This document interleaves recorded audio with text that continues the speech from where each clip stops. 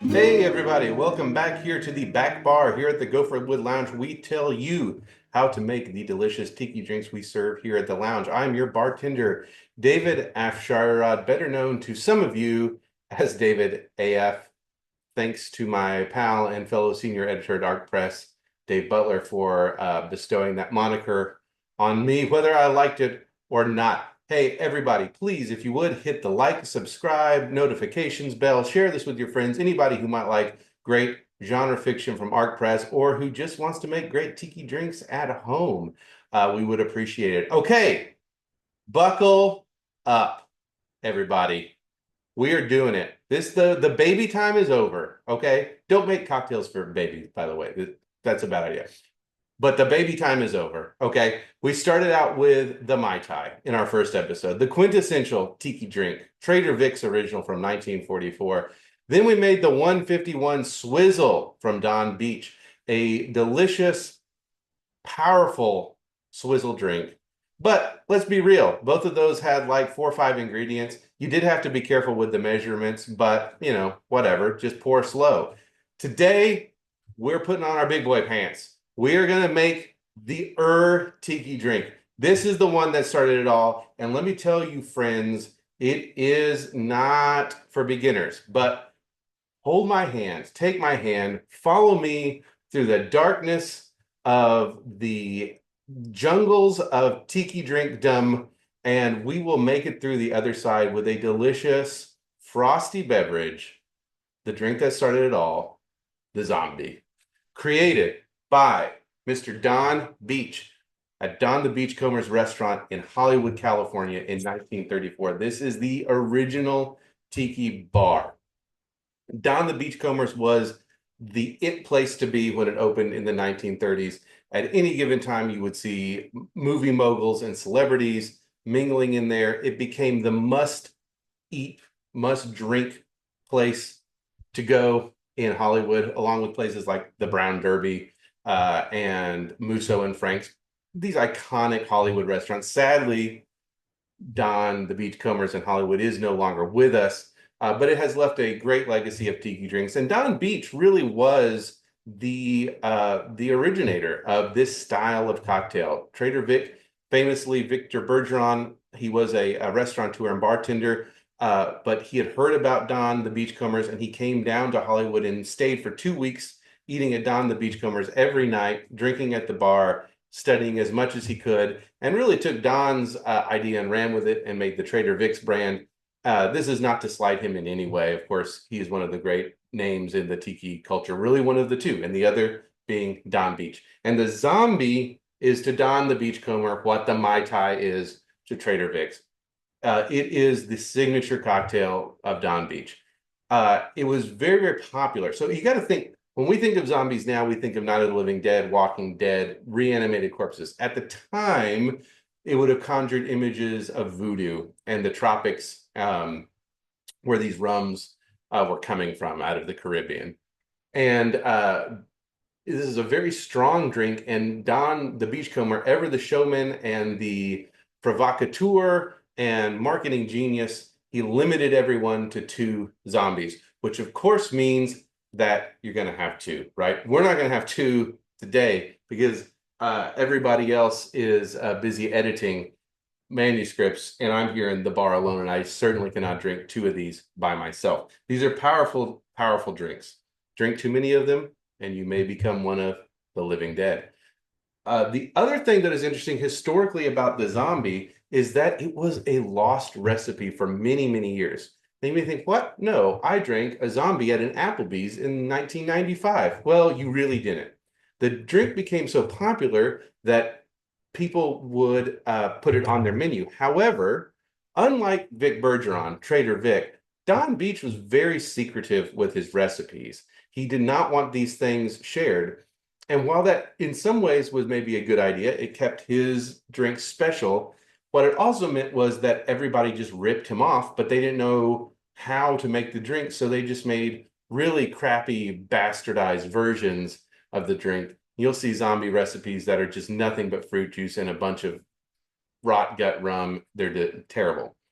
The original recipe was thought lost, as I said, for many, many years until Beach Bum Berry, whose name has come up quite a bit, was able to do some urban archaeology, some decoding of old recipe books that he found, and he was able to resurrect from the dead the 1934 zombie punch. And that's what we're going to be making today. All right, let's get started. So we're going to start with our rums. We're going to need 1.5 ounces of gold Puerto Rican rum. Puerto Rican rums are a little bit lighter bodied. They don't have as much funk or as much flavorfulness as like a Jamaican rum or a Demerara rum. 1.5 ounces. I'm using Havana Club. You say, isn't Havana Club from Cuba? It is if you're in the rest of the world, but since the embargo in the 60s, you cannot get Cuban rum in America. So Havana Club in America is Puerto Rican. And also Cuban and Puerto Rican rums are pretty similar in style. We are also going to use 1.5 ounces of dark Jamaican rum. I'm going to do something a little different. I'm going to do a blend here. I'm going to use 1 ounce of Appleton Estate 12 year. So I'm going to use 1 ounce of that. And this is it's a good Jamaican rum, but it's pretty mild as far as Jamaican rums go. So I'm going to do a 1/2 ounce for my other portion of this of Hamilton Jamaican Pot Stilled Black. This is a really funky, full-bodied Jamaican rum. And again, I hate saying things like full-bodied or an expression or build it in the glass, but this is the lingo that the bartenders of the world have bequeathed to us. And so there's just no other way to talk about this stuff. All right.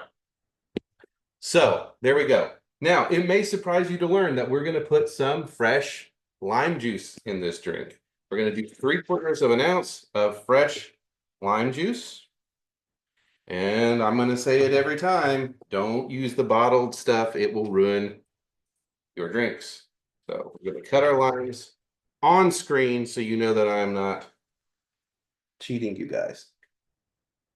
All right. 3/4 ounce. Oh, hardware.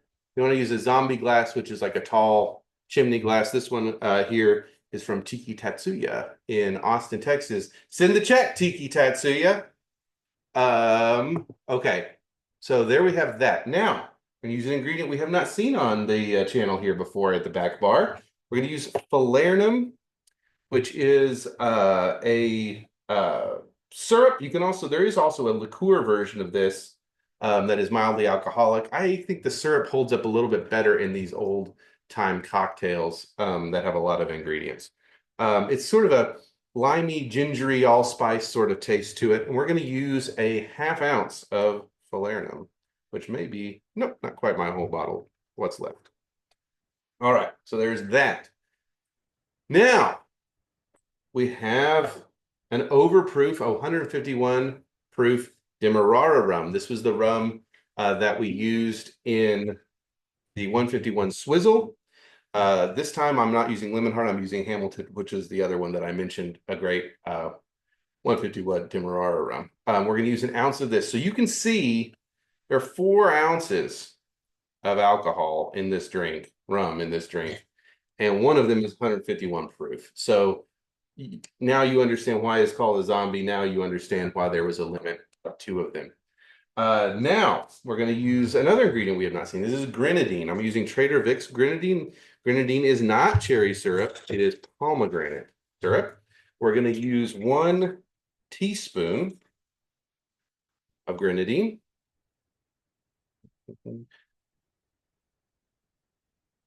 Oh, there we go. And this stuff will stain your life. So be sure you don't get any of it on your clothes or your countertops. And if you do, you wipe it up quickly. Next, we have my old nemesis, Pernod. As we discussed in the 151 episode, if you remember, I had a little bit of trouble with it pouring this. It's very tricky. I'm supposed to use 6 whole drops of this, which I have found is like a little less than 1/4 teaspoon. So I'm going to just do that rather than try to mess with getting a dropper out. All right, 6 drops of Pernod. And you're thinking, man, this is really taking a minute. Are we done? We are almost done. We're going to do a dash of Angostura bitters.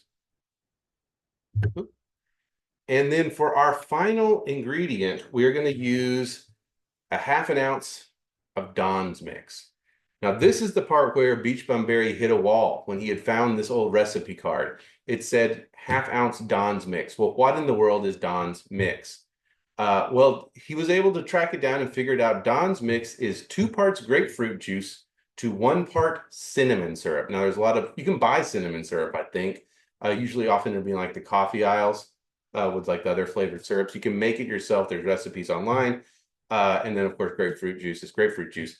I am sadly using ruby red grapefruit because I am here in the great state of Texas where the ruby red grapefruit was invented. Can you say a fruit was invented? It was invented here. And so white grapefruit juice can be hard to come by. I could not find any. Ruby red's a little sweeter.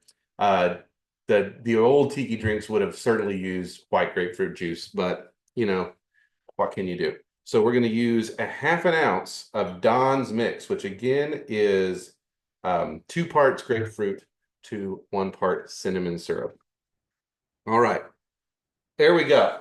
Now, another difference here, let's get these out of the way so you can see it, is we're going to be using, as in many Don the Beachcomber drinks, we're going to be using a flash blender. This is, whoa! Got a little grenadine on the countertop. Let's get rid of that. No, thank you. Okay. This is, you also probably think of it as a milkshake maker. This is a top-down blender, and it just stirs very quickly. And Don used these for a lot of drinks, for pretty much everything he did. Whereas Vic typically used a shaker. I don't know. So we're gonna fill this bag. Maybe scoop and a half, something like 8 ounces of crushed ice. We're going to pour our delicious zombie here. And then we're going to blend this up for like 30 seconds-ish. Maybe we can play some delightful music or something while instead of you listening to the whir of the blender.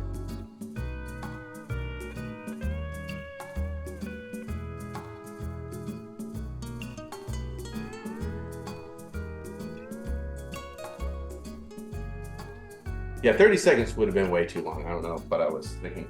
All right. And the nice thing about this is it does make a very frothy, delicious mixed drink.